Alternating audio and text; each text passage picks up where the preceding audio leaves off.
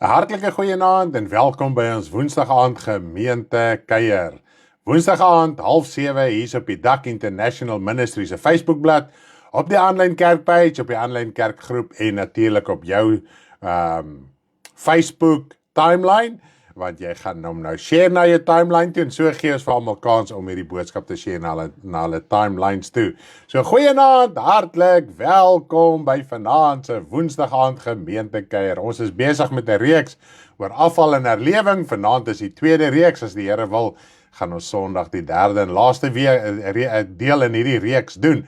So ons prys die Here dat hy vir ons hierdie insig en wysheid en kennis en verstand gee om die woord van die Here so te kan oordra na ons medegelowiges toe. Ja, goeienaand, soos wat jy inskakel, asseblief deel die boodskap na jou Facebook tydlyn toe, as ook na jou WhatsApp status toe, en waar jy dit ook al kan deel, as iemand jou vra, as iemand jou nader, asseblief, moenie huiwer nie, deel die boodskappe, sodat almal gestig en gebou kan word, en bemoediging kan kry, en natuurlik, ook verskriklik baie belangrik, is dat siele tot inkeer moet kom, siele tot gered kan word. En hoe het ons tot redding gekom? Ons het iets gehoor, ons het iets verstaan in ons hart, ons het ergens iets gehoor, en al kan jy nie alles onthou nie, dit het opgeloop na 'n punt in jou lewe toe, wat jy 'n besluit kon gemaak het vir die Here Jesus Christus. Ja, so asseblief raak deel van die liefde vir ander siele, sodat hulle gered kan word. Prys die naam van die Here. Is dit nie 'n voorreg wat ons het om soms so vinnig 'n boodskap te kan deel reg oor die wêreld, en dat dit by mense in hulle huise kan kom, in hulle handpalm kan wees, op hulle televisie, op in die huis, of waar ook al hulle die boodskap kan kyk. Nou ja, soos julle kan sien, daar's 'n 6 dae op die skerm. Nou, vandag was die 6de dag, so ons is nou al aan die einde van die 6de dag, so môre is die 5de dag, voor die konferensie. 2025, loof die Here, konferensie in Melkbosstrand in die Wes-Kaap, gaan ons lekker konferensie hou. Ons gemeentelede, kinders van die Here, reg oor die land, kom saam, daar so by Melkbosstrand, en dan gaan ons 'n heerlike tyd hê van die 7de Oktober tot en met die 11de Oktober. Ons meld aan die 7de, die konferensie, die amptelike dienste begin dan die 11de, die volgende dag, die 8ste, en dan vertrek ons wel weer die 11de Oktober. So ja, daar sal heel wat mense wat gaan en wat opgewonde is en voorbereidings is en tref, en ons kan die Here net prys vir julle ywer, vir julle liefde, en vir julle omgee, vir gebede, vir jou teenwoordigheid, en alles wat jy ook bydra, dat die Here ook ons kan help met hierdie konferensie, dat ons medebroers en susters gestig kan word, en hulle wat kom, wat nog nie gered is nie, dat hulle gered kan kom. Prys die naam van die Here. Nou ja, ons is 6 dae, as die wil van die Here is, van môre af is dit 5 dae, tot by die konferensie. Daar gaan ek sommer agterste voor met die kamera, in plaas om my 6etjie af te haal. Daar sê ek net gou die 6 afhaal, daar is ons weer terug op die lig. Nou ja, ons het vandag ook 2 verjaarsdae gehad. Dit was Peer gewees, en dan ook Lizelle van, dit is Kitty, sy skoondogter, Lizelle, en ons het vir hulle boodskap gestuur en vir hulle gebid, en ons gaan vanaand ook, as die wil van die Here is, weer vir hulle bid. Ons kan nie genoeg vir mekaar bid nie, ons beskou verjaarsdag se geleentheid, dan kan ons iemand uitsonder, en dan kan ons ook spesiaal vir hulle bid ook. Nou ja, voordat ons voortgaan, gaan ons eers bid, en dan gaan ek voort my boodskap afhaal, herlewing deel 2.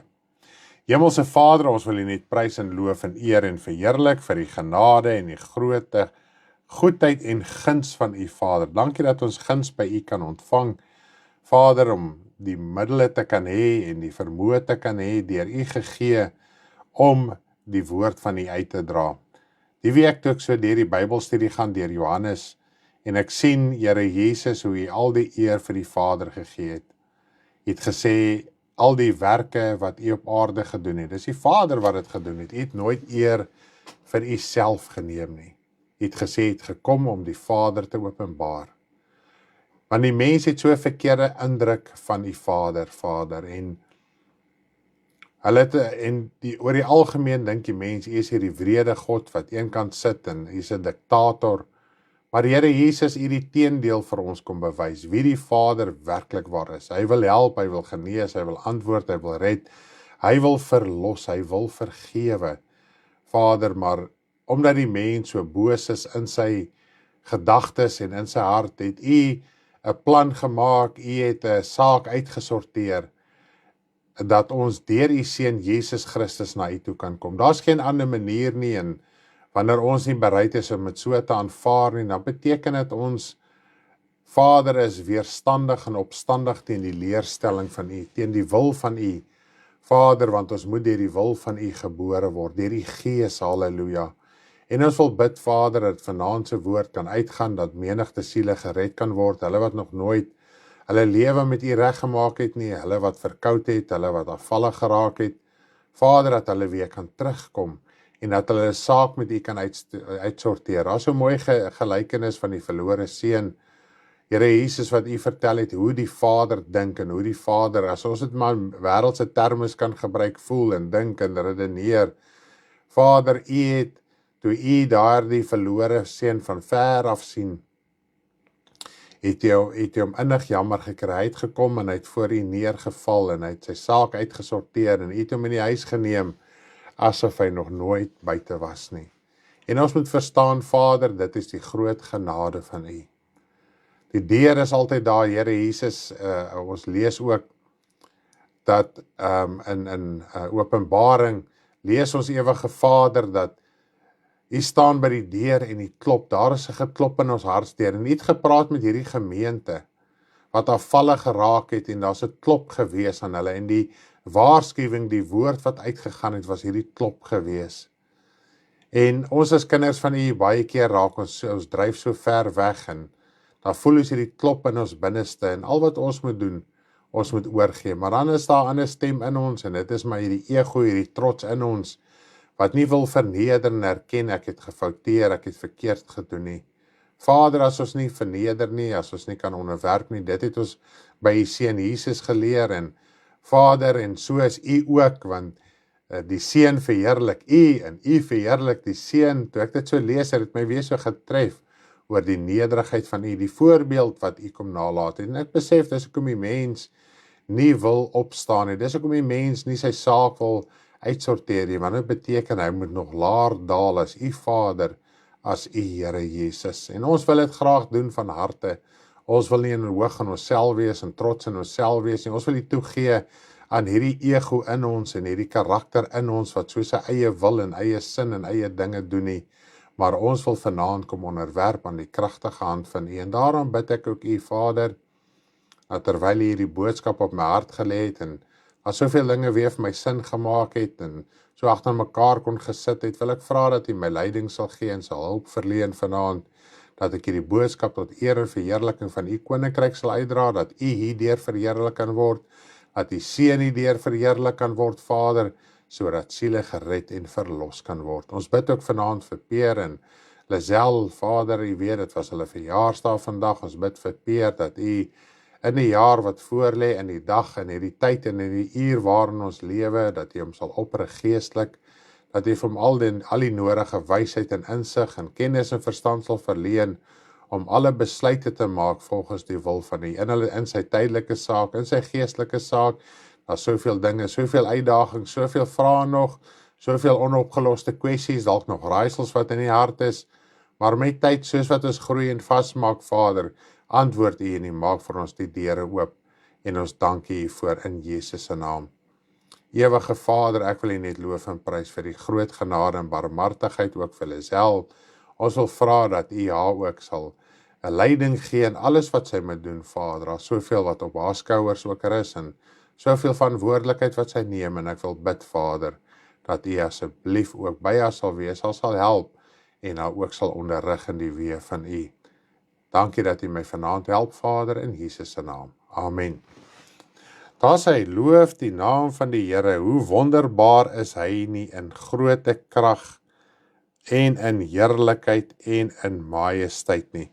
Ons wil hom net prys en ons wil hom net eer, ons wil hom net loof en ons wil hom net verheerlik. Ons gaan mos nou na die loof, die Here konferensie toe, halleluja, hoe wonderlik is dit, Psalm 150, loof die Here met alles wat in jou wese is. Daar's eintlik soveel mooi gedeeltes, veral in die psalms, wat hy praat daarvan, hoe die Here op alle maniere en plekke en geleenthede net geloof en geprys moet word, omdat hy God is, omdat jou naam in die boek van die lewe geskryf is, omdat hy uitgereik het na jou toe, omdat hy bereid was om jou te red. Moet ons dankbaarheid ook teenoor ons Vader, teenoor die Here Jesus ook betoon, deur gehoorsaam te wees aan dit wat hulle van ons verwag.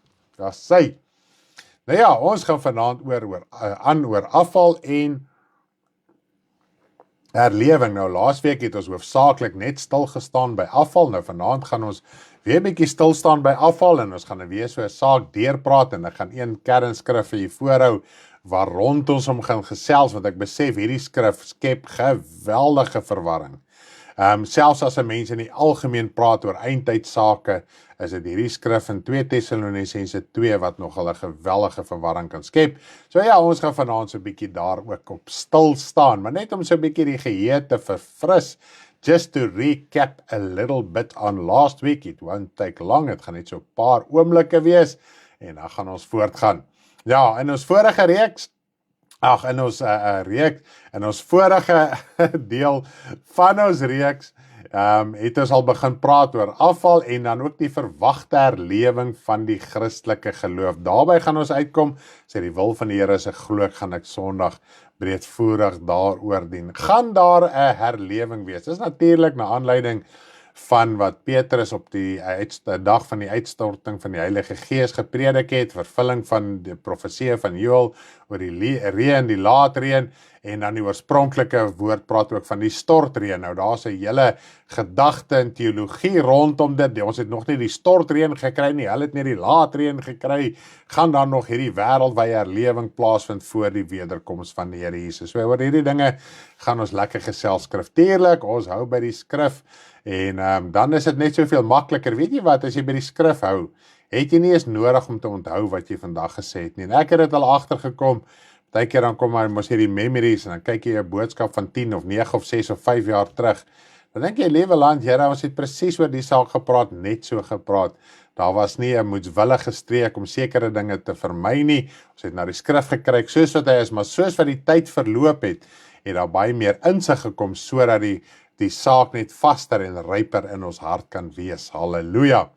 Nou in ons vorige deel het ons wel bepaal dat die afval reeds 2000 jaar al in die gang is. Ek meen net die een skrif in Galasiërs wat die woord wat Paulus vir hulle skryf, hoe het julle so gou afvallig geraak? Wie het julle betower om die waarheid, om nie gehoorsaam te wees aan die waarheid nie? Hoe het julle vanuit die gees en die vlees in teruggeval? Ons het gekyk en net genoem van die 7 gemeentes, hoe hulle afvallig geraak het. Ons het net sekere skrifte geraak, want dis wat ek sê, as ons moet almal gaan lees, dan gaan ons maar eintlik net die hele Nuwe Testament moet deurlees, vir al die sendbriewe, sodat ons kan sien wat se afvalligheid wel daar was.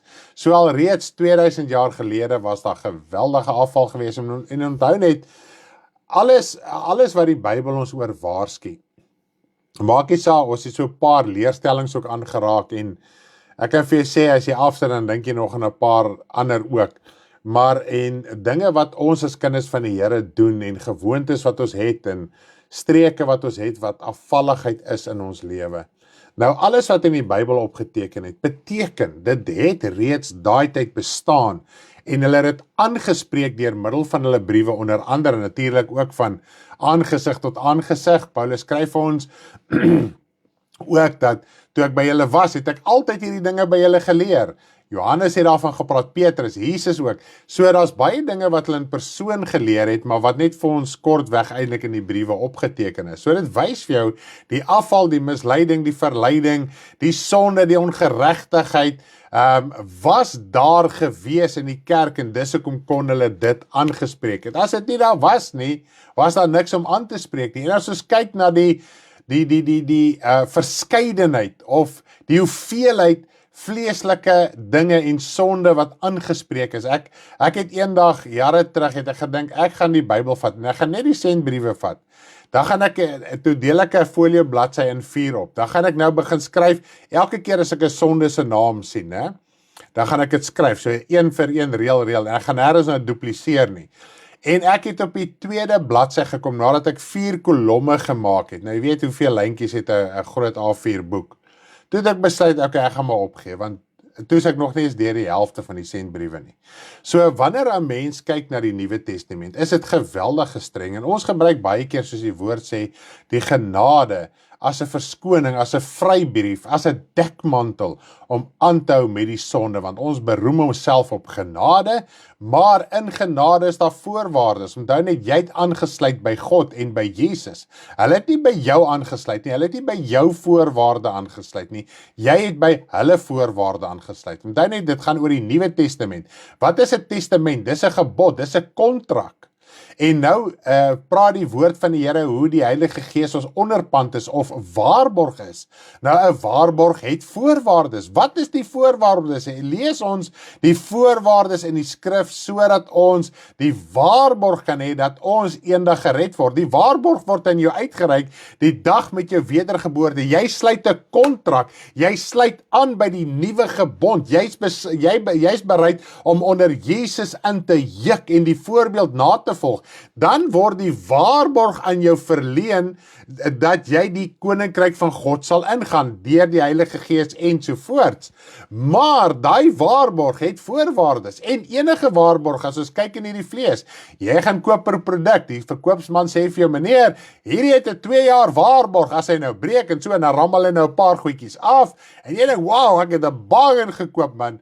En jy kom by die huis en kom en sê, daar gebeur nou iets, moetswillig gestreek, word hy verniel, die produk, en nou wil jy hom terugwaard. Dan sê hulle, nee meneer, maar as hy so en so is, dis nie deel van die waarborg nie. Ons kan nie jou produk vervang nie.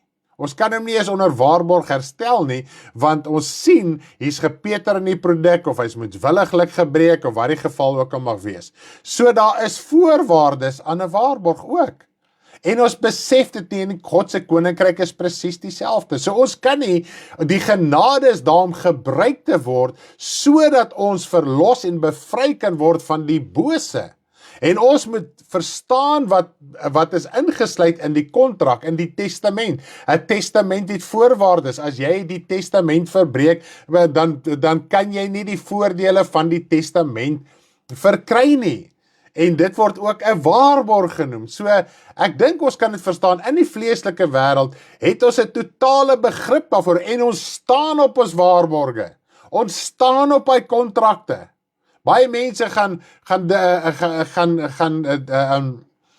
gaan probeer dit in dispuut, kom ons sê die waarborg wil nie uitbetaal nie. Hulle sal so ver soos tot die hof gaan om die eienaars of wie ook al die produkte forceer om die saak te vervang.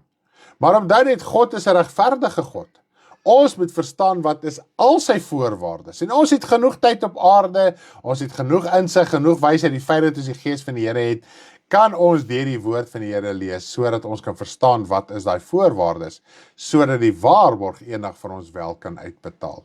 Goed, in menslike terme gestel, né? Nou ja, kom ons het klarigheid gekry oor 1 Timoteus 4 vers 1, ek gaan net so vinnig weer iets, net so recap oor 1 Timoteus 4 vers 1, ons het daar so nogal redelik op stil gestaan, nou kom ek refresh ons net, dan gaan ek voort met die res van die boodskap. 1 Timoteus 4 vers 1, maar die Gees sê uitdruklik, dat in die laaste tye, sommige van die geloof afvallig sal word, en verleidende geeste en leringe van duiwels sal aanhang. Nou op die ander skrif praat hy ook van Die leringe van duiwels is leringe van mense. Dis oorleweringe van mense. Dis is in die tyd van Jesus wat hulle het goed verstaan het om die gebod van God op sy te sit, om eerder hulle oorleweringe te onderhou. En ons lees ook in Timoteus, hulle is geoefen in hebsig, om hulle oorleweringe deur te voer, dit wat hulle graag wil deurvoer. Nou dit is leringe van duiwels en leringe van mense. Nou die laaste daar waarvan ons in 1 Timoteus, die laaste daar waarvan ons lees in 1 Timoteus 4, is 'n verwysing na die tyd waarin hulle as die vroeë kerk alself reeds bevind het, omdat hulle verstaan het, wat was Jesus se lering rondom hierdie dinge. Met ander woorde, hulle het verstaan wat Jesus gesê het, as daar sekere dinge gaan gebeur, dan moet hulle weet, hulle is in die laaste dae, of in die groot verdrukking, of in die tyd van smarte. Nou die groot verdrukking word natuurlik gekenmerk aan die groot gevreesde antichrist en merk van die dier en al hierdie dinge. Nou die Here Jesus het gesê, as julle hierdie dinge sien gebeur, moenie dink dis die einde nie. Dis die begin van die groot verdrukking. So daar sal 2000 jaar groot verdrukking. Nou, ek wil nie stil staan oor presies die groot verdrukking en ek het al daaroor bedien, maar die groot saak is van 'n groot verdrukking. Omdat net die groot verdrukking, sê die Here Jesus, kom oor die hele wêreld. Almal is onder hierdie druk. Nie net jy is kind van die Here nie. Jy is onder die druk sowel as die wêreldling. Die wêreldling is onder die druk om elke dag skuldig te voel oor sy sonde en onbewuslik te besef hy is op pad hel toe en hy moet sy saak uitsorteer en hy wil dit nie uitsorteer nie. Nou is hy in hierdie geweldige stryd. Jy wat uiteindelik toegegee het en jou hart vir die Here gegee het, jy sit in 'n dubbele stryd want jy moet in hierdie wêreld lewe sonder om toe te gee aan die begeerlikhede van jou vlees en om die Here in gees en waarheid te dien. So jy sit met hierdie druk in jou lewe van die Heilige Gees wat in jou is, en jy moet een ding onthou, toe jy jou hart vir die Here gegee, die Gees van die Here in jou siel uitgestort. So die Gees van die Here is 24 ure dag teenwoordig in jou lewe. So die geringste ding wat jy gaan verkeerd doen, gaan die Gees van die Here jou oortuig daarvan. Nou Johannes 6 vers 8 sê die Here, die Heilige Gees oortuig van sonde, oordeel en geregtigheid. Satan kla jou aan om jou siel van jou af te steel, maar die Heilige Gees oortuig jou sodat jy jou sonde kan bely, jou ongeregtigheid kan bely, dat daar nie meer 'n aanklag teen jou ingebring word deur die duiwel nie. Kan ons dit verstaan vanaand? Prys die naam van die Here. Dis nie die duiwel wat jou aankla nie. Die duiwel sal nie aankla. Hy sal jou verlei in sonde, maar hy sal nie vir jou laat skuldig voel jy het sonde gedoen nie. Hy gaan jou laat lekker voel jy het doen sonde. Hoekom? Want as jy in die sonde bly, as jy nie gaan sleg voel jou sonde nie, en jy gaan daarin bly en jy sterf, gaan jy hel toe, en hy weet dit. So hoekom wil die duiwel jou laat skuldig voel oor jou sonde? Satan kla jou aan voor God, maar dan kom die Heilige Gees en hy herinner jou aan jou sonde en dat daar wel 'n aanklag voor jou voor God is as gevolg van jou lewe wat jy besig is om te lei. Want God wil jou losmaak. Die oomblik as jy kan skuldig voel, kan sleg voel oor jou sonde, kan jy iets daaraan doen. Jy kan jou bekeer. Jy kan jou lewe uitsorteer.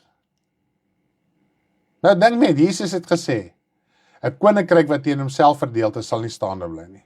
So Satan sal jou nie oortuig van jou sonde en jou sleg laat voel met oor jou sonde om dit te los nie, want as hy verdeel teen sy eie koninkryk.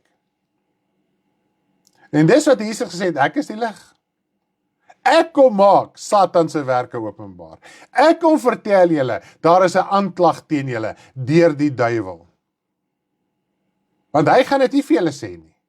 Hy gaan julle los. Nou, as kind van God, jy het die Gees van die Here 24 ure 'n dag in jou lewe. Dis nie soos in die Ou Testament waar die Gees van die Here met sekere tye net op sekere mense gekom het nie. En net vir die oomblik wat God hulle wou gebruik het, toe was dit nie meer daar nie. Jy het nou 'n gewete binne in jou. Jy het 'n oortuiging binne in jou. 24 ure 'n dag. Tot as jy gaan slaap, is daai oortuiging in jou. Prys die naam van die Here.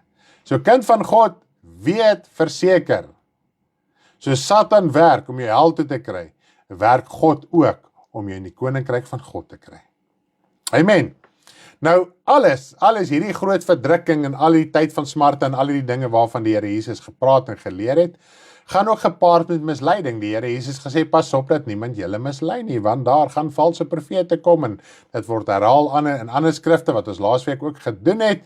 Nou ja, natuurlik, misleiding veroorsaak afvalligheid. Is dit nie so nie? Dit is maar net logies, dis hoe dit sal wees. So dan moet 'n misleiding wees, sodat daar afvalligheid kan wees. Okay. Nou, dit is alles waar rondom 1 Timoteus 4 sentreer, om dit vir ons te sê, dis die laaste tye. En die disippels het verstaan, dat die laaste tye al reeds in hulle tyd was, en dat die afval al reeds daar begin het. Want hulle het nou al gehoor by Jesus, daar gaan afval kom, misleiding, afval en al die dinge kom. Dus julle broeders, ons is in die laaste tyd, ons is in die laaste tyd waarvan geprofeteer was, ons is in die laaste tyd, en in hierdie laaste tyd waar ons in is daar afvalligheid, en wanneer daar afvalligheid is, dan werk die Satan nog al hoe meer om meer mense te mislei. Verstaan ons dit? Ons moet vanaand een ding verstaan. Ek sien ons kinders van die Here sukkel om werklik te verstaan. Daar's 'n gees van dwaling en 'n gees van waarheid. Nou, een van ons grootste probleme wat ons mee sit. Daar's soveel Bybelprogramme op internet, op Facebook, op waarever jy dit kan kry, dagstukkies ensovoorts. Nou ons het die gedagte dat as iets op daai Bybelprogram daar is, daai dagstukkies of wat ook al wat jy op subscribe het en notifications verkry en so aan, omdat dit deel is van 'n Bybelprogram, moet dit reg wees. En Dan het my eendag 'n mooi ding gevra, hy sê Stanley, want hy het ook lank gesukkel met hierdie ding. Hy sê hy kan dit nou nie verstaan nie. Hierdie ouens wat nou teologie gaan swat op universiteit. Hoe kan hulle verkeerd wees? Hulle gaan swat mos teologie. Hulle kry mos nou 'n graad. Hoe kan hulle verkeerd wees? Ek het eers nie verstaan wat hy probeer sê het nie. En eventueel, ek dink by die tweede of derde besoek, toe klik ons eers wat hy werklik waar sê. Toe besef ons maar, toe sê ons vir hom Daniel, die professore en die ouens wat in teologiese universiteite en colleges is nie weergebore nie. Dis nie kinders van die Here nie. So uit 'n wêreldse, vleeslike perspektief interpreteer hulle die Bybel. Nou gaan leer jy hulle teologie, hulle as vleeslike wêreldprofessore, doktore, wie hulle ook al mag wees, leer jou en hulle akkrediteer jou. Dis nie God wat die universiteit ingestel het. Dis nie God wat die kweekskool ingestel het nie. Dis nie God se gees is nie daar nie. Dit wat hulle in elk geval daar leer is 99% van die tyd dogma. Met ander woorde, dit wat rondom die struktuur, dit waaroor die struktuur van die kerk gaan, nie wat oor die woord van God werklik waar gaan nie. Nou share ons daai Bybelstudies. Dit word opgestel deur mense wat nie die gees van die Here het nie, of hulle is so afvallig geraak, hulle is besig met valse leringe en al die tipe van goed. Nou, omdat dit uit die Bybelprogram uitkom, nou dink ons, wow, hierdie ouens is alright. Nou, die beste van alles dan is ons op daai Bybelprogram. Dan lees ons ook die verdraaide vertalings, nie eers die oorspronklike vertaling. Weet jy wat is interessant? Ek ken nou vir Willie Brits, daar van Forest Farm, hy het nou onlangs by ons bediening aangesluit. Nou, al Bybel wat hy tot dusver gehad het, was die 2020 verdraaiing. Okay, en die 2020 is skrikwekkend om van hy verse te sien hoe dit verskil. Nou, ek wil hê jy moet mooi oplet. Willie is cerebraal gestrem. As hy praat baie moeilik, hy het woorde agterste voor.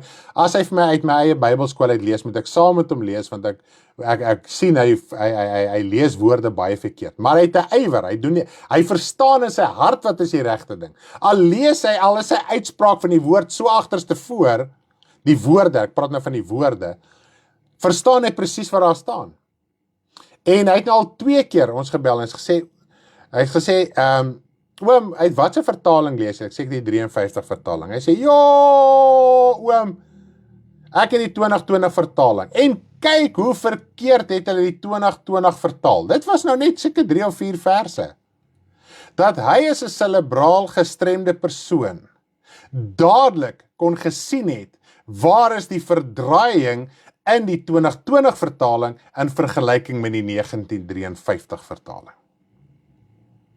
Ek wil hê, dis wat die woord van God sê, ons moet eenvoudig raak, ons moet begin in hierdie wêreld dom raak, ons het begin dwaas raak. Wat is wat Paulus sê? Die wêreld voel ek is dwaas. Nou ja, dan preek jy die dwaas maar die evangelie. Maar dit gaan nie oor dan preek ek nie in God se dwaasheid nie. Ek preek dit in God se wysheid, wat die dwaasheid van hierdie wêreld is.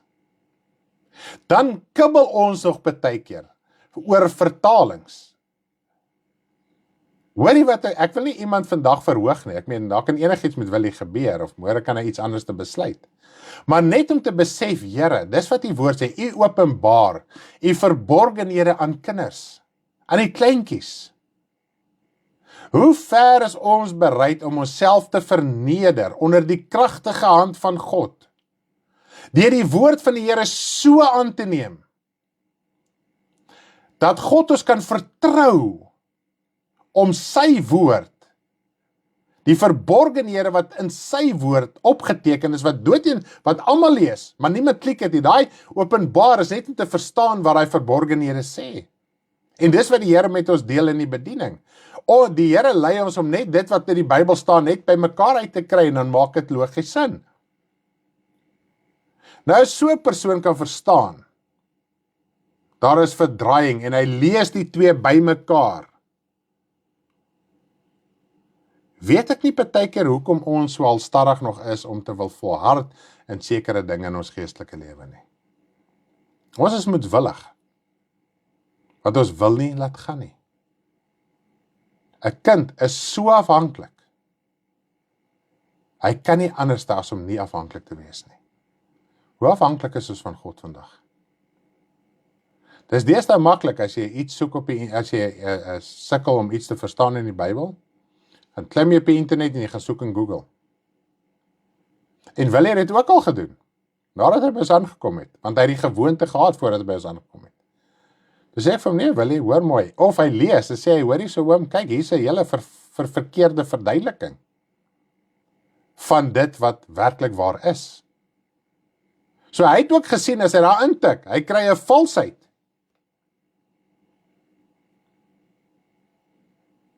Dan is ons bereid om hierdie tipe van goed te share, maar dan sukkel ons om die waarheid te share, en te deel, en op te staan, en nie skaam daarvoor te wees nie. Net ietsie, ek het dit glad nie voorberei nie, prys die naam van die Here. Ons moet aangaan afval, ek dink u kan verstaan, afval, ek dink nie ons het nodig om daaroor te redeneer nie. Want ons wil nie ons dinge laat gaan nie, daarom redeneer ons. Wees eerlik vandag met jouself. Dis al.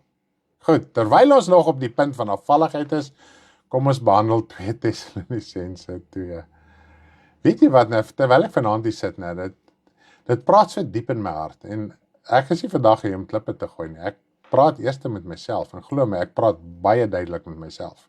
So kom ek dit so mooi kan sê, want ek praat duidelik, dat dit hier inbrand, dat dit nooit ooit weer in my hart sal uitgaan nie. Goed, prys die naam van die Here. Nou kom ons lees gou. 2 Tessalonisense 2 vanaf vers 1 tot 5. Maar ons vra julle broeders met die oog op die wederkoms, onthou net, weer eens baie maklik om te verstaan, ek dink nie, ons het 'n graad nodig om die woord wederkoms te verstaan nie, dis wat hier staan, so hierdie hele onderwerp gaan oor die wederkoms, nie 'n sogenaamde stille wegraping nie. Wederkoms, parousia, nie harpazo nie, harpazo is pluck away, caught up, parousia is wederkoms, 2 verskillende woorde, 2 verskillende letters, 2 verskillende alles, goed. Oog op die wederkoms van ons Here Jesus Christus en ons vereniging met hom. So wanneer gaan die vereniging met hom wees? By die wederkoms. Die onderwerp is wederkoms. Om nie gou julle verstand te verloor of verskrik te word nie. Tref my nou. Julle verstand te verloor nie. Jesus sê vir sy disippels, hulle nog nie lekker die geestelike dinge verstaan nie. Is julle sonder verstand? Dis die dwaase maagde en die wyse maagde. Dwaase persoon is iemand wat nie verstand het nie. Wat nie verstandig is altans nie. Wat nie verstandig is nie. So mens kan maklik jou verstandigheid in die evangelie verloor. En verskrik raak, en rondhardloop en rondskarrel, ek meen die dinge wat ons die laaste tyd, en dis kom ek in die reeks begin het, as gevolg van vrae wat ek gekry het, oor die dinge wat nou wêreldwyd in ons eie land gebeur het, met die sogenaamde wegraping, en al hierdie tipe van goed. Die mense hardloop rond, hulle skal rond, wat nou, wat is die einde, wat gaan gebeur, die afval, waar is die wederkoms, en dit is so mooi van ons mense het al terugkom en gesê, mense het jy is gekonfronteer en sê, wat nou? Sê hulle, maar wat nou? Sê maar nou, waar is nou die wegraping? Ek sê, nee, maar dat gaan nie ene wees, dit gaan oor die wederkoms. Ek glo nie in die wegraping besigheid nie. Sê hulle, so daar is nie so ding so stille wegraping nie, bestaan nie in die Bybel nie, okay, want ons praat nog hier van die wederkoms tot op hierdie punt. Deur gees of deur woord of deur brief wat van ons afkomstig sou wees, asof die dag van Christus al daar is nie. Die dag van Christus is die wederkoms. Nou net interessant genoeg hierso, deur woord of deur brief, wat van ons afkomstig sou wees nie. Nou, in die vroeë kerk, was daar baie valse evangelies. En hierso kan ons sien, dat mense dalk gepoog om in Paulus se naam te skryf asof dit hy is, sodat hulle geloofwaardigheid kon kry. Want Paulus was bekend by al die gemeentes. Nou, ons moet ook verstaan, al die briewe, baie van die briewe het verdwyn, hulle het ook maar weggeraak oor die eeue heen. Maar baie van die briewe is ook gevind. En dit is waar baie van hierdie valse boeke begin inkom. Oor briewe wat geskryf is deur mense wat nie deel was van die destydse hoofstroom Christelike kerk van waarheid nie. Nou, daai briewe is ook gevind, daai boeke is ook gevind. Nou, omdat dit so oud is, wil teoloë en al hierdie geleerdes dit afmaak as, ook dit wil krediteer as die waarheid. Dit is nie 'n boek 2000 jaar gelede geskryf het, dis die waarheid nie. Kan enigiets wees. Nou net soos wat daar waarheid geskryf was alleen ook geskryf, alles is al opgegrawe, en die waarheid wat in jou is, gaan maak of jy die waarheid gaan aanneem, en of jy dit nie gaan aanneem nie. Goed. Ok, kom ons gaan voort. So ons praat nou oor die wederkoms van die Here Jesus, dis die onderwerp, en alles wat gaan gebeur voor tot en met die wederkoms. So dit is waar die hele hoofstuk gaan. Laat niemand julle op enige manier mislei nie, want eers met die afval kom en die mens van sonde geopenbaar word, die seun van die verderf. Nou is hierdie gedeeltes wat nou verwarring skep. Die teestander wat hom verhef bo al wat God genoem word, of voorwerp van aanbidding is, sodat hy in die tempel van God as God sal sit, en voorgee dat hy God is. Onthou julle nie dat ek dit altyd vir julle gesê het, toe ek nog by julle was nie. Prys die naam van die Here. So hier sê Paulus, ek het hierdie dinge al met julle deurgepraat toe ek by julle was. Nou ja, vers 3, eerste net om gou weer duidelikheid daar te kry, handel nie oor 'n tydvak nie. Goed, dit is soos 1 Timoteus 4 nie. Dit praat nie oor 'n spesifieke tydvak nie. Dit gee vir ons 'n idee, of het praat oor die beginsel, dat voordat Satan geopenbaar kan word, moet daar afval kom. Dis net logies. So dis eintlik wat hy net in vers 3 wil sê. So hy laat 'n beginsel aan ons hoor. Voor Satan geopenbaar word, moet daar 'n afval kom. Nou wie is die afvalliges? Dis die kinders van die Here. Die ou wat in die wêreld is in die wêreld. Die ou wat hom nog nooit bekeer het nie, hy is in die wêreld, van wat val hy af? Jy wat as kind van die Here is, jy kom na die Here toe, jy gee jou lewe vir die Here, jy begin in die gees, en dan met tyd kom maar verleidings ensovoorts, en jy val terug na die vleeslike dinge toe. Of heeltemal draai jou rug teen die Here, of jy hou jouself besig met 'n valse evangelie, laat dit lyk of jy nog besig is met die evangelie. Goed. Nou, so dit is die een ding. Die volgende ding, wat hy hierso wel beskryf, is dat hierdie afval gaan plaasvind, en dis hoekom hy die hele saak van die wederkoms inbring. Die afval gaan plaasvind tot en met die wederkoms. So die afval gaan nie op 'n stadium, gaan 'n sekere tydvak wees, dit gaan begin en eindig, en dan eers op 'n stadium daarna gaan die wederkoms plaasvind nie. Die afval het begin 2000 jaar gelede, moles, en het gaan voortgaan tot by die wederkoms. So dit is wat ons hierso eintlik lees in vers 3. Nou, daar is vir ons 'n voorbeeld nagelaat, sodat ons kan verstaan wie die seun van die verderf is en hoe hy te werk gaan. En ek wil hê ons moet so 'n bietjie hierso stil staan, want hy praat van die seun van die verderf. So ons moet uitklaring kry en klarigheid kry. Wat bedoel hy met seun van die verderf? Hoe moet ons dit verstaan? Nou, ons het 'n voorbeeld in die Bybel, wat dit in soveel woorde noem. Nou kom ons lees gou daarso, dis in Johannes 17 vers 12. Kom ons lees gou Johannes 17 vers 12. Toe ek saam met hulle in die wêreld was, dit is tydens Jesus se gebed, so Jesus is hier aan die bid. Toe ek saam met hulle in die wêreld was, het ek hulle in die naam bewaar, oor die wat u my gegee het ek gewaak, en nie een van hulle het verlore gegaan nie, behalwe die seun van die verderf, sodat die skrif sou vervul word. En dis natuurlik Judas Iskariot, wat Jesus verraai het. So hierso beskryf Jesus Judas Iskariot as die seun van die verderf. Hoe so? Nou ja, kom ons behandel dit. Dan kan ons dit ook verstaan hoe ons dit in ons dag en tyd kan interpreteer. Afval beteken hulle wat Jesus volg, maar wat besluit het om die waarheid te verwerp en die leuen aan te hang. Dit is derhalwe nie hoofsaaklik hulle wat hulle gerig geheel en al teen die Christelike geloof draai nie. Maar jy kry mense wat hulle self besig hou met 'n verkeerde motief, en natuurlik volg hulle dan 'n leuen evangelie agterna, hulle aanvaar dit, en dan lyk dit of hulle nog besig is om die ware Here Jesus te volg. Nou as ons mooi kyk na Judas Iskariot, hy was as ware deel van Jesus se gemeente. Jesus het mos die intieme 12 disippels gehad. Daar was altyd hierdie skares wat Jesus gevolg het, en daar's mense wat getrou ook Jesus gevolg het, maar hy het die verborgenhede, die gelykenisse wat hy verklaar het, het hy aan die 12 die heeltyd geopenbaar, sodat hy het met hulle intieme tyd spandeer, sodat hulle die evangelie weer verder kon uitgedra het. Goed, nou Judas Iskariot was wel een van hulle.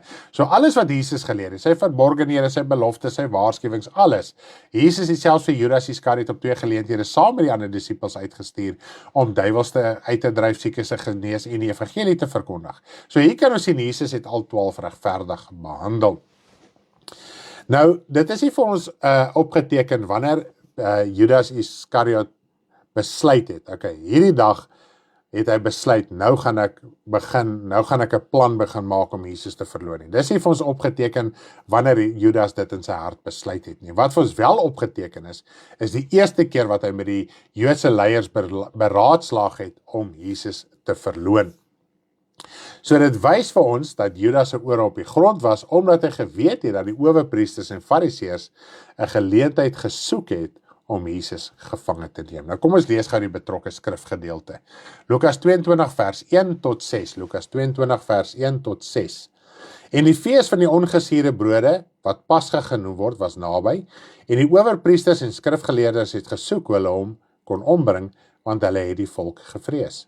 En die Satan het in Judas gevaar, wat Iskariot genoem word, en wat uit die getal van die 12 was, Toe het hy gegaan en met die owerpriesters en hoofde beraadslaag hoe hy hom aan hulle kon oorlewer. En hulle was bly en het met hom ooreengekom om hom geld te gee. Ons weet dit was 30 stukkies silwer.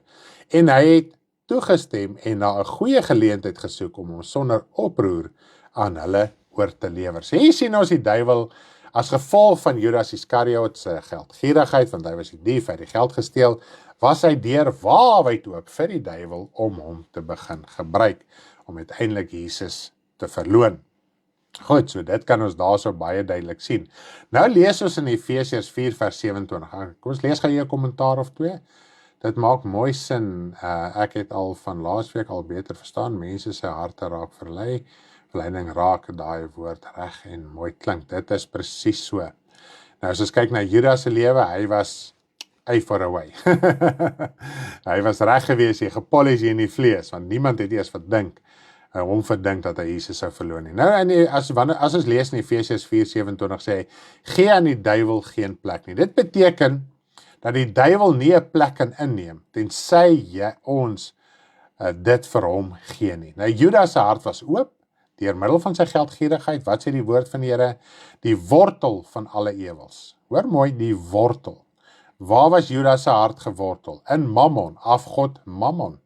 Jesus noem geld Mammon, dis 'n afgod.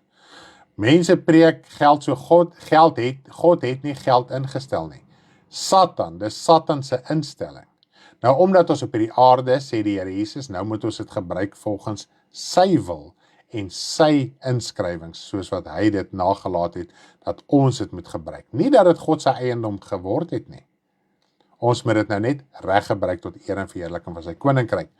Nou, ek wil gou vir julle ietsie baie moois. Vanoggend toe ek nou hier besig was met hierdie boodskap, toe tref die volgende spreekwoord my. Ek weet nie of u al daarvan gehoor het nie, of lank laas hiervan gehoor het nie. Jy kan nie op die duiwel se voorstoep speel en verwag dat hy jou nie gaan oorheers nie. Jy kan op die duiwel se voorstoep gaan speel nie. Want hy sal sy speelgoedjies so pak, dat dit mooi in 'n ry by sy voordeur inloop, tot jy diep in sy huis is. Dan gaan jy sukkel om daar uit te kom. Los liewer daai speelgoedjies en hardloop. Nou ons kinders van die Here, en dis wat ek in die begin gesê het, ons kruip maklik weg agter swakhede. Ek is swak, ek kan nie. Ons speel op die duiwel se voorstoep. En hy pak daai speelgoedjies vir jou mooi reg. As jy weer sien, is jy so diep vasgevang, dan kan jy nie loskom nie. En dit is wat die Here Jesus van praat. Dis wat ons in Hebreërs ook lees. Ons kan so vasgevang word, dat ons nie eens meer geleentheid het vir berou nie. Kom ons los hierdie ou speelgoedjies, kom ons los ons swakhede. As daar swakhede is, moenie verskoning daarvoor soek nie. Sorteer dit uit, staan op, as jy oortuig voel, as jy sleg voel oor hy sonde en hy ongeregtigheid, bely dit, praat met die Vader deur, sodat hy jou kan verlos uit die duiwel se nes uit. Ons lees in die woord van die Here. Nou, daai eentheid altyd gered, daai evangelie bestaan nie in die woord nie, bestaan in mense se teologie, ja. Want tot die Here Jesus het die bewys dat ons uit die dood is in die lewe is, dat ons die broederskap lief het. Hy sê, as jy sê hierdie sonde afgesterf, waarom lewe jy nog daan? Jy kan nie jou vryheid gebruik as 'n dekmantel vir die sonde. Jy stry hard om in te gaan. Kastei die liggaam, forceer hom. Stry teen bloede toe teen hierdie vlees. Hy sê op een plek, bewaak jou kleed dat jy dit nie verloor nie. Jy kan jou ewige lewe verloor. Daarom moet ons erns maak. Die woord sê nie verniet. Pas op, die duiwel loop rond soos 'n brullende leeu en hy soek wie hy kan verslind nie. Wanneer brul 'n leeu? Daar's twee redes waarom 'n leeu brul. Hy brul om sy magsgebied af te baken, so ver as hy sy brul wil. Hy weet daar 'n leeu mannetjie, ek bly weg uit hy territorie uit. En daai brul trek 'n paar kilometer. En wanneer hy honger is. Dis die twee geleenthede wanneer hy brul. 'n leeu mannetjie. So, hy herinner ons gereeld, ons is in sy territorie. Deur die bekommernisse, die vlees, die advertensie van sonde, die ongeregtigheid. Hy herinner jou elke dag, jy is in sy territorie. En, hy is honger vir jou siel. Want die doderyk het geen versadiging nie. Daar's geen versadiging in die doderyk nie.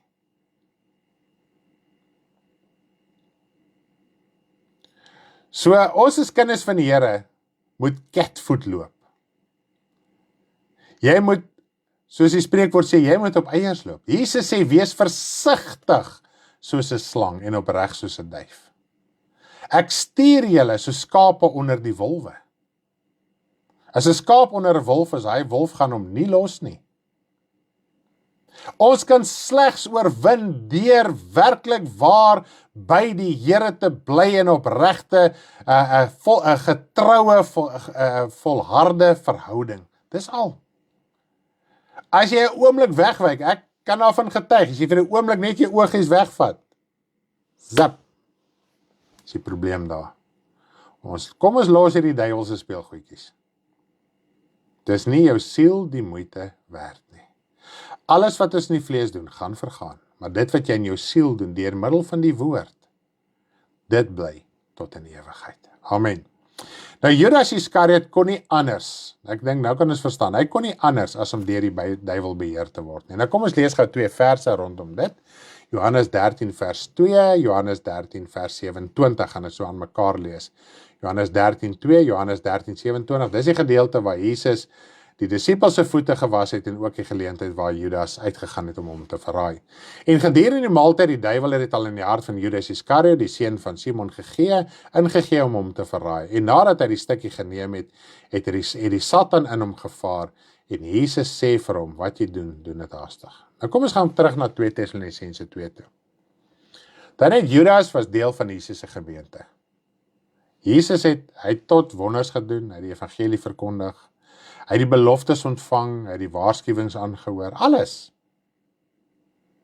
Maar toe die dag, die oomblik en die geleentheid aangebreek het, het hy homself geopenbaar. Want die woord wat uitgegaan het, het begin werk. Dis wat die woord sê, die woord wat uitgaan. Dit sal voorspoedig wees, dit sal doen wat ek sê dit moet doen. God se woord sal doen wat hy doen, maar op sy tyd. Ons kan nie dinge gaan druk nie. As kom die Here sê, moenie die onkruid uitroei nie, jy leef die waarheid, jy sorteer jou lewe, jy leem jou lewe met volharding en besit, jy stap die pad van heiligmaking, moenie om jou kyk nie, kry jou lewe reg. En as jou lewe reg is, kan dit getuig verander, sodat hulle 'n begeerte kan ontwikkel om die Here te dien.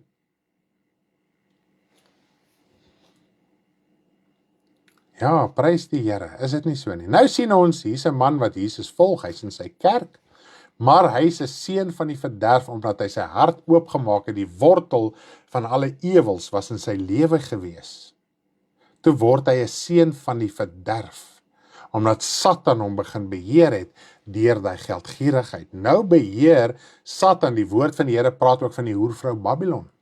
Dis die mag van rykdom en geld in die wêreld. Dis nie uitsluitlik die Katolieke of die Amerikaners of die Europeërs of wie ook al genoem word nie. Daar's miljoene, nie miljoene nie, duisende organisasies in die wêreld wat beheer. Maak nie saak wat word 'n organisasie genoem nie, hy word beheer deur geld. En Satan gebruik geld om te beheer. Dis 'n sataniese instelling. Sataniese organisasie. Maak nie saak wat jy hom in die vlees noem nie. Op die einde van die dag is hulle almal besig om Satan te dien, en dit is wat die woord ons leer. Okay? Deur mammon, deur geldgierigheid. Nou ja, kom ons behandel sekere woorde en begrippe in hierdie gedeelte, wat hierdie hele gedeelte vir ons duidelik maak. Dan het ons nog by die punt van afval, so ons gaan kom by die punt van afval en waarom. Wat sê die woord? Wat bedoel die woord van die Here, die seun van die verderf? Nou, Judas Iskariot, nou hy is 'n goeie voorbeeld vir ons. So ons kan uit sy voorbeeld leer van die seun van die verderf wat vir ons in 2 Tessalonisense 2 opgeteken is, en hoe om dit te ontleed en te verstaan in konteks met die woord. Nou heel eers as ons kyk, tempel van God. Hy praat van hy gaan in die tempel van God sit. Okay, kom ons klaar dit gou eers uit. Die mens se siel of hart is die tempel van God. Dis nie 'n kerkgebou of 'n denominasie nie. En dis 'n ongelukkig die groot probleem. Mense beskou, en ook, dit het niks te doen met die tempel in Israel nie, want daar bestaan nie eens 'n tempel in Israel nie. Okay? Dit is heeltemal uit die prentjie uit. Want daar's verskillende maniere hoe hierdie skrif geïnterpreteer word. Die tempel is die tempel in Israel, want hulle gaan hom nog herbou en ek weet nie wat alles nie. Dit kan nie gebeur nie. Die Here sê dit gaan nie gebeur nie. Okay, en as die woord van God so sê, dan sê die woord van God so. Hy sê die verbondsark sal nooit weer gemaak word nie. Hulle try, maar is nie 'n instelling van God nie. Dis 'n lucky packet model. Dis eie begeertes. Dis eie drange wat dryf. Maar hy sal in die tempel van God sit, want God woon nie in 'n tempel wat mense hande gemaak is nie. Die laaste tempel, die laaste tempel wat God beveel het, was met Moses bou die tabernakel. Toe het Salomo net 'n permanente gebou gaan bou. Toe gebruik God die permanente gebou en sê dit is my woonplek. Dit was die laaste. Daar is nie eens 'n aardse kerkgebou of denominasie wat God gesê het, so en so kerk, dit is waar ek is nie. Jy het al besef, jy het al agtergekom. Wie is die tempel van God? Jy. Jy is mens. Jou hart, jou siel, jou innerlike, wat is 'n tempel? Dis 'n plek waar God woning maak, waar God aanbid word. Die Here Jesus sê, God soek mense wat hom in gees en waarheid aanbid. Nie op 'n aardse stelsel, 'n aardse metode nie. Dit gaan oor die hart. God kyk na die hart. So aanbid ons God in ons hart. Is ons hart vriendelik? Is ons hart liefdevol? Of sit ons maar net smaalse goed op ons gesig om nie te sleg te lyk vir ander mense nie? So wie is in ons hart? Wie is in ons tempel? Maak ons oop, dat ons ook die seun van die verderf kan word. Goed? Nou, 1 Korintiërs 6 vers 19 en 20 is mooi duidelik daaroor, dat ons is 'n tempel van die Heilige Gees. Ek gaan nie nou op hy skrifte stil staan, en die tyd is besig om ons bietjie in te haal, maar ons aanvaar en ons weet, 1 Korintiërs 6 vers 19 en 20 praat daarvan, jou liggaam, en daai liggaam praat van jou siel, jou innerlike, nie jou aardse liggaam nie. Okay, dis nie die aardse liggaam nie. Want die konteks van 1 Korintiërs 6 vers 19, daai liggaam praat hy van die siel, wat geestelik van aard is. Dit is waarin God se gees woon. Goed. En ons moet gees, siel en liggaam ook onberispelik wees by die wederkoms van die Here Jesus. Dit lees ons in 1 Tessalonisense 5 vers 23. Jou siel moet reg wees, jou liggaam moet reg wees, en die gees van God in jou moet jy nie bedroef deur moedwillige sonde nie. So die gees wat hy daarvan praat in 1 Tessalonisense 5:23 is die gees van God wat in jou is. Jy moet hom nie bedroef nie. Jy moet hom nie uitblus nie. Anders gaan jou siel nie gereinig wees nie, en as jou siel nie gereinig is nie, gaan jou liggaam ook nie die regte ding in die buitekant ook doen nie. So ons het 'n geweldige verantwoordelikheid. Nou kan ons verstaan, kom die woord sê, kind van God, dis groot verdrukking, afgesien van enige fisiese vervolging. Dit alleen is 'n verdrukking. Okay? Nou gaan ek oor na die punt toe wat hy sê, hy gee voor dat hy God is. Nou wie gee voor dat hy God is? Dit is Satan homself. Kom ons lees gou 'n skrifgedeelte hierso in 1 Korintiërs 11. Ek gaan 1 Korintiërs 11 vers 3 en 4 lees, en dan ook 1 Korintiërs 11 vers 13 tot 15. Ek gaan dit so aan een lees, sodat ons 'n konteks kan behou in hierdie saak. Maar ek vrees dan net soos die slang Eva deur sy listigheid bedrieg het, julle sinne so miskien bedorwe kan raak, vervreemd van die opregtheid teenoor Christus. Goed, vervreemd van die opregtheid, daai eerste liefde. Jy kan nog besig wees met Christus, maar is jy nog opreg? Is jy nog op die plek waar jy moet wees? Goed, want as iemand kom en 'n ander Jesus verkondig as wat ons verkondig het, of as jy 'n ander gees ontvang het as wat jy ontvang het, of 'n ander evangelie as wat jy aangeneem het, laat julle heel dit goed geval. So hier praat hy van mense kom preek Jesus, maar is 'n ander Jesus.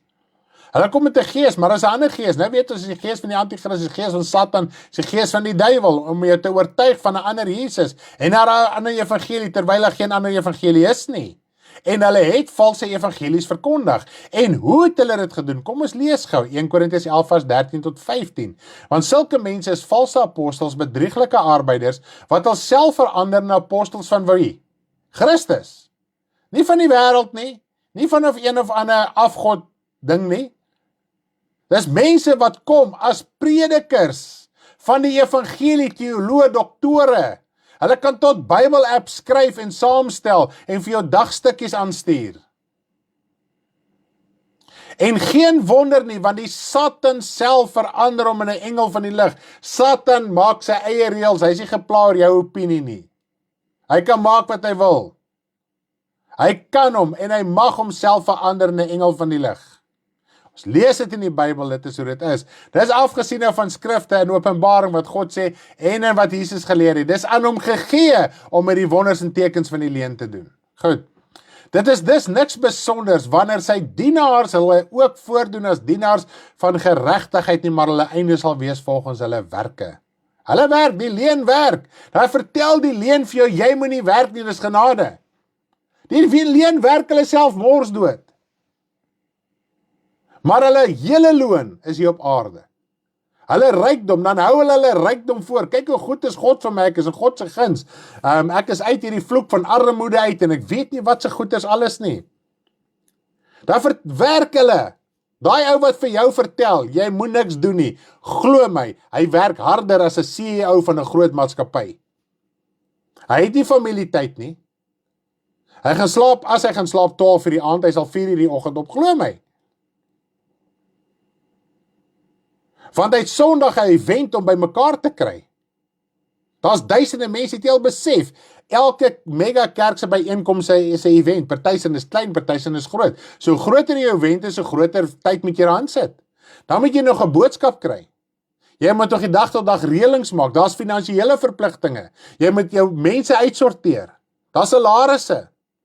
So hy's besig met 'n besigheid. Nou hoekom vertel hy vir jou, jy moet niks doen nie? Want hy is bang, jy sien die waarheid en jy staan op en jy challenge hom. Dis hoekom.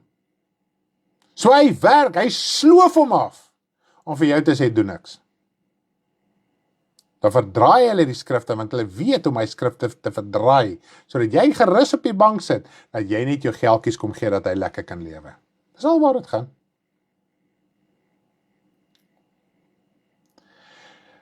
Mens van sonde, kom ons gaan nou oor na die gedeelte, met alles dit wat wat ons nou opgebou het, die fondasie wat ons gelê het. Die mens van sonde geopenbaar word, die seun van die verwerf. So dit verwys na die afvalligheid van die mense wat met sonde en ongeregtigheid besig is. Wat die Satan, die teestander of die antichrist in hulle openbaar maak. Wat het ons gelees? Die afval moet kom. Nou as daar 'n afval is, kan Satan geopenbaar word. Wat leer ons by Judas Iskariot?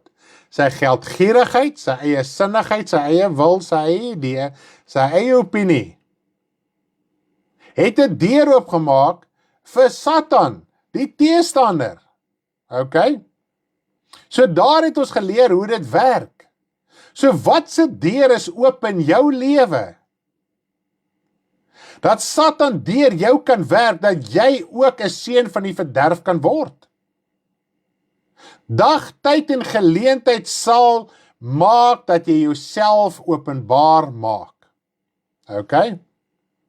Met ander woorde, hy het Satan verteenwoordig asof dit die duiwel homself is. Spreuke sê daar's 'n weg wat vir die mens reg lyk, maar dit is weer van die dood. Dis presies so daar so Roeida. Nou ons is kinders van die Here. Ons moet Jesus so verteenwoordig dat dit soos Jesus lyk. En dis wat hy sê. Julle moet vermaan asof God deur julle vermaan. Dis 'n geweldige uitdaging. Ek weet nie of die woord uitdaging reg is nie. Maar is iets om te begryp.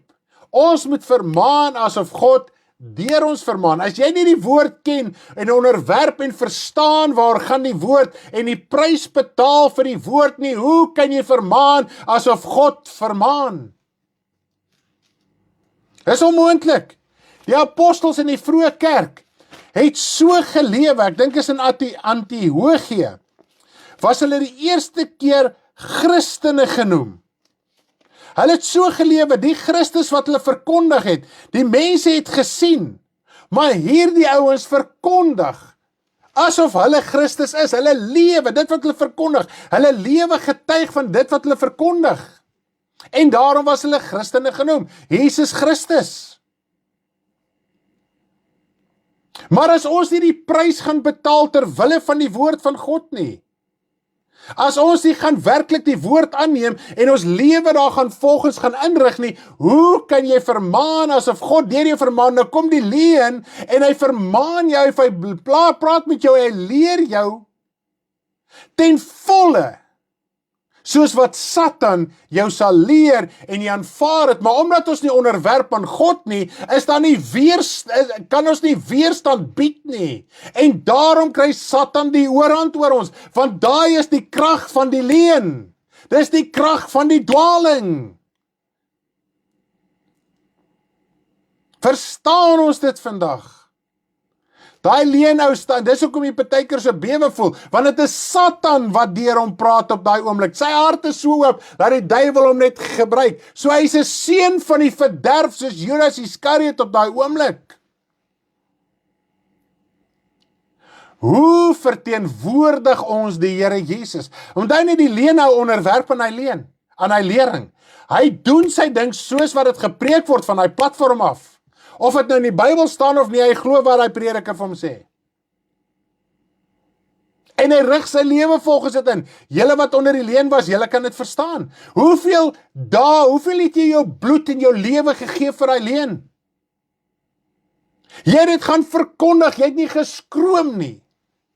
Jy het jouself doodgebloei geestelik en tydelik om daai leen te gaan ondersteun. Want Satan het jou oortuig om dit te doen. Nou verstaan jy die waarheid. Kan ons werklik waar God en Jesus so verteenwoordig, dat hy leen nie voor jou sal staan nie? En omdat ons nie werklik waar standvastig in die woord van God is nie, en nie bereid is om die prys te betaal, soos die Here Jesus nie, wat vir ons ook opgelees, dis genade om in hom te glo, maar is ook genade om vir hom te lei. Hoe lei ons vir hom? Deur ons rug te draai teen die dinge van die wêreld. Dis hoekom kan ons nie staande bly nie. Ons het te veel, ons praat uit die mond van die duiwel uit. Ons sê ons is Christene, maar ons praat uit die mond van die duiwel uit. OK. Kom ons kyk nou nog 2 voorbeelde van hierdie. En hierdie het my getref toe ek hierdie skrifte lees. Vanoggend toe ek besig is met die Bybelstudie en ek die skrifte by my kom op toe. Ek het hier gesit, ek was stom geslaan. OK.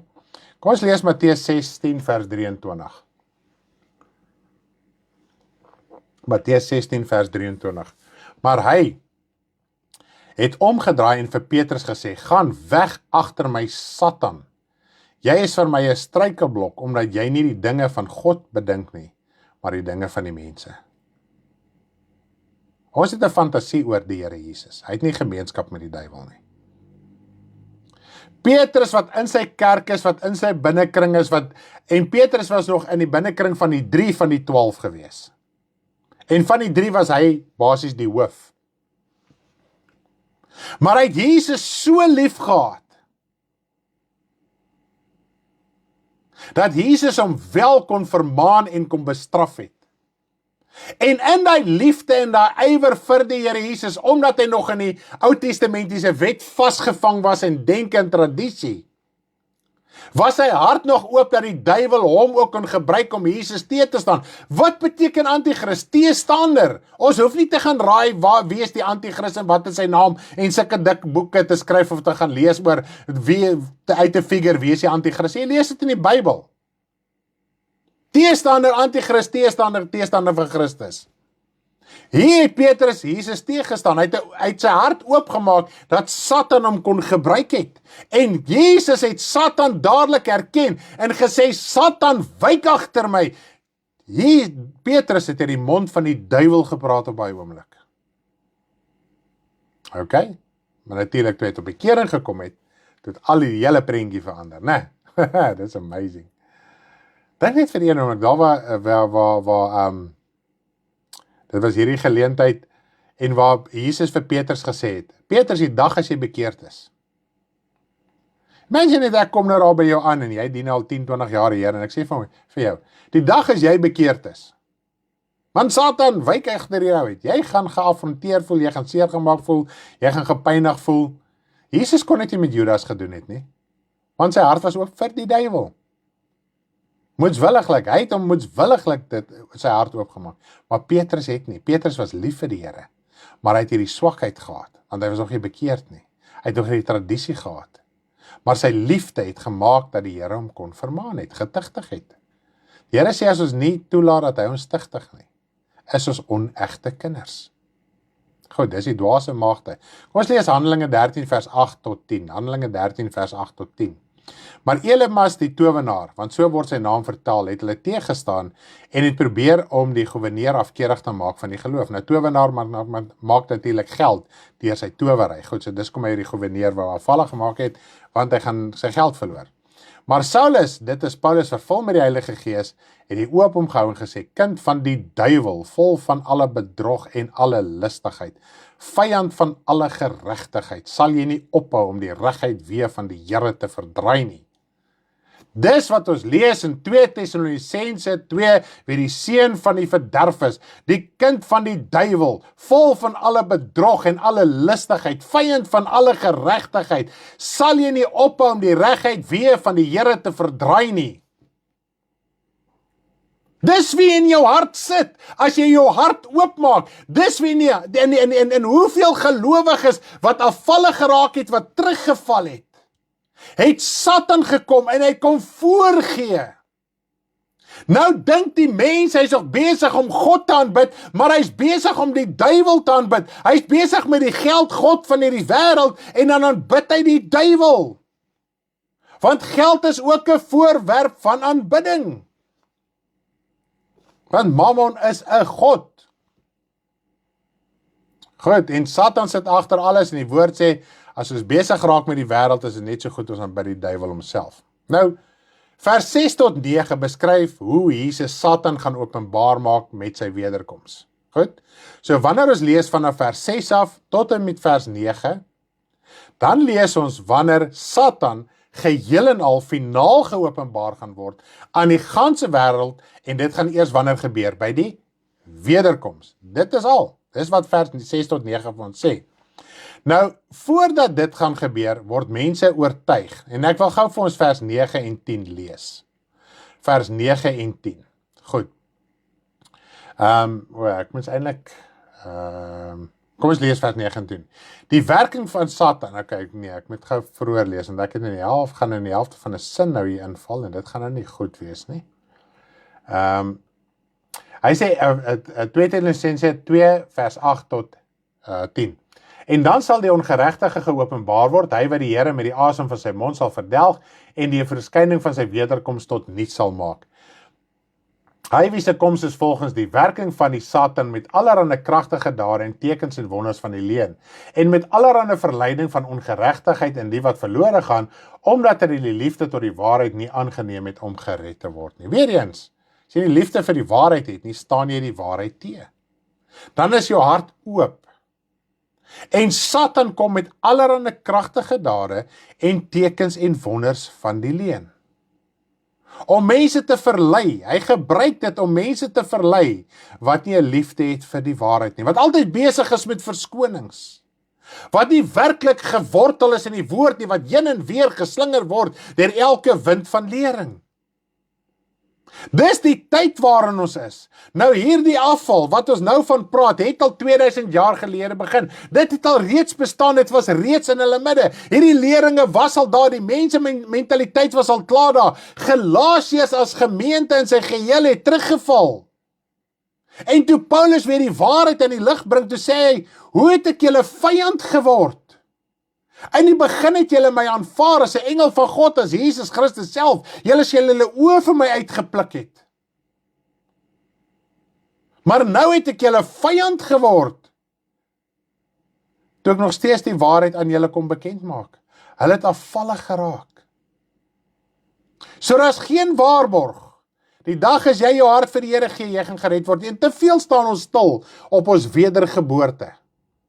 Ek kan nie stil staan op die ondervinding wat ek gehad het op die dag van my wedergeboorte nie. Ek het 'n wonderlike ondervinding gehad. Maar wat het intussen gebeur? Het ek volhard, het ek vasgestaan, het ek geval, ek het menigte male gesê ek los, dan los ek. Maar die gees van die Here in jou los jou nie. Partykeer los ek vir 'n minuut en as ek maar weer terug. En terwyl jy los en jy is besig om jouself te bejammer, voel jy so sleg. Jy kan nie eens dink om die Here te los nie. Jy kom maar weer terug en jy huil dan weer vir 'n uur voor die Here en jy vra verskoning. Jy kan nie steen net op jou wedergeboorte en ongelukkig kinders van die Here doen dit. Steen op hulle wedergeboorte en doop en baie is net gedoop sonder die wedergeboorte in elk geval. Goed. Nou, die volgende vers, dis nou die 2 interessante verse, en ek dink dit is seker nou die vraag wat seker nog baie maal tot op hierdie stadium, en ek gaan hierby afsluit. En nou weet ons wat hom teehou. Nommer 1 sê hy in vers 6, wat hom teehou. Ons weet wat hom teehou, sodat hy op sy tyd geopenbaar kan word. Wat hou Satan teë dat hy nie op sy tyd geopenbaar kan word nie? Die wederkoms. Die onderwerp is die wederkoms, die dag van die Here.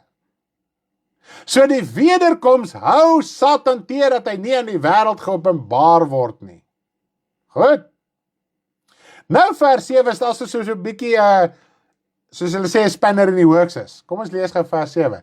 Want die verborgenheid van die ongeregtigheid is al aan die werk. Nou dit was 2000 jaar gelede. Is al aan die werk. Alright? So die afval is al aan die werk gewees 2000 jaar gelede, om mense afvallig te maak. Nie toegewerk dat ons nou afvallig raak, die afvalligheid was reeds daar. Goed, net totdat hy, wat nou teehou uit die weg geruim is. Hoe nou? Dis 'n wat en hy wat. Goed. Wanneer gaan die wederkoms plaasvind? Slegs wanneer die Vader besluit dit sal gebeur. So God hou die wederkoms teë, tot op die tyd wat hy bepaal het. Dit sal nie gebeur op iemand se onbybelse, antichristiese, lasterlike voorspelling nie. Dit sal gebeur wanneer God besluit het, dit sal gebeur. So hy hou die Satan teë, deurdat die wederkoms nog nie plaasgevind het nie. Dan gaan God, Satan en Jesus aan elke liewe siel wat ooit geleef het, geopenbaar word. Ons aanvaar nou alles in geloof. Die Vader, die Seun en Satan is in die geestelike wêreld. Ons kan hulle nie bewys nie. Ek kan nie vir jou sê, hier is 'n foto, hier is 'n adres nie. Ons lewe deur geloof. Ons weet nie werklik waar wie word gered en wie word nie gered nie. Al het hy hoe vroom of hoe sleg gelewe, ons weet dit nie. Ons raai maar, ons probeer 'n afleiding maak na aanleiding hoe ons 'n persoon se lewe ken, volgens die woord, okay, hierdie ou is moontlik in die hemel, moontlik nie, maar ons weet ook nie. Ons weet ook nie wat was sy rede hoekom hy die Here gedien het nie. Want die woord sê nie almal dien die Here met die suiwere bedoelinge nie. En ook baie keer die wat gepolish is in die uiterlik, is baie keer vol doodsbeendere. So ons kan nie werklik waar sê wie is in die hemel of hel nie. God openbaar dit ook vir niemand nie en hy sal dit ook nie in ons openbaar nie.